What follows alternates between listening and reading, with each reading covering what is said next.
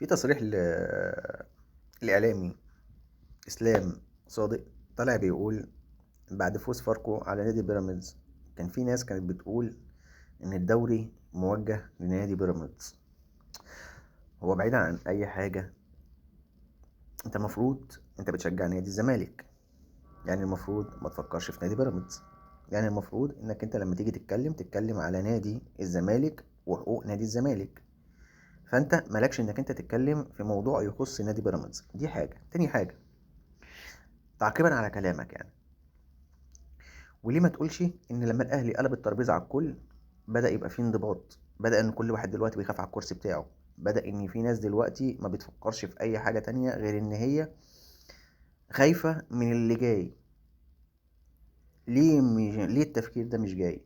وليه نادي الزمالك اصلا، او جمهور نادي الزمالك او اعلام نادي الزمالك سايب الدنيا كلها وبيتكلم على حق نادي بيراميدز؟ ان هو المفروض النادي الاهلي يجي اخر الموسم ويتخصم منه 3 نقط.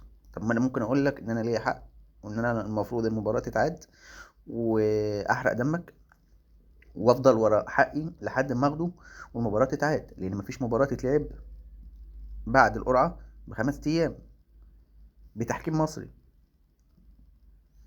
انا كنت طالب تحكيم اجنبي، وانتوا اجبرتوني ان انا العب بتحكيم مصري، وعاملين القرعه قبل المباراه ب5 ايام عادي يعني.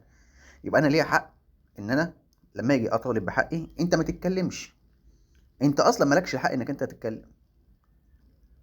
انت قعدت فتره طويله تتكلم عن التحكيم المصري، وفي الاخر رجعت في كلامك وقلت لا، التحكيم المصري انا بدعم التحكيم المصري عشان خاطر النادي الاهلي مش عايز يكمل المباراه بتحكيم مصري.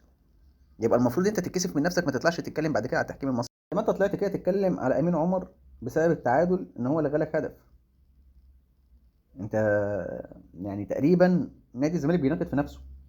نادي الزمالك او جماهير نادي الزمالك او اعلام نادي الزمالك ما بيتكلمش في اي حاجه تانية غير التحكيم المصري، ويوم ما جه الوقت انك انت تغير الدنيا كلها مع النادي الاهلي وقفت قدام النادي الاهلي عشان خاطر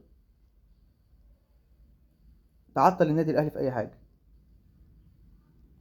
وجيت قلتها قبل كده اياميها يوم 11 مارس، بعد 11 مارس ما تجيش في يوم من الايام تيجي تعترض على التحكيم المصري، لانك انت اكتر واحد دعمت التحكيم المصري وكان في ايدك انك انت تتغير، بس انت جيت في الاخر وقفت قدام النادي الاهلي. اي حاجه بيطلبها النادي الاهلي انت بتقف عكسها. واتضح دلوقتي من الكلام اللي بيتقال دلوقتي بعد خساره نادي بيراميدز ان انت فعلا موضوعك كله هو انك انت ما بتشجعش نادي الزمالك، لا انت من كارهي النادي الاهلي فقط. انت موجود بس بتتكلم عن النادي الاهلي بس، مع العلم انت المفروض تكون مكسوف من نفسك انك انت تطلع تتكلم عن النادي الاهلي، لان النادي الاهلي بيشرفك في كل حته، بيشرف مصر في كل حته، سواء كانت في بطولات محليه، بطولات قاريه، بطولات عالميه. انت مش موجود فيها، انت ما سنطرتش فيها اصلا. انت اخر مباراه لعبتها في دوري ابطال افريقيا كانت 2022 تقريبا ولا 2021، ومن بعدها بتلعب كونفدراليه، وخدت من الكونفدراليه في الفتره اللي فاتت دي كلها هي بطوله واحده في الكونفدراليه اللي انت المفروض بتلعب فيها مراكز شباب. فحاول تحب ناديك اكتر ما انت ما بتكره النادي الاهلي. حب ناديك. انت دلوقتي ابتديت يبقى انتمائك كله رايح لنادي بيراميدز، يعني انت المفروض دلوقتي، احنا شايفينك دلوقتي، احنا كجماهير نادي اهلي شايفينك دلوقتي انك انت خلاص سبت نادي الزمالك، ما بتشجعش نادي الزمالك، بقيت بتشجع نادي بيراميدز.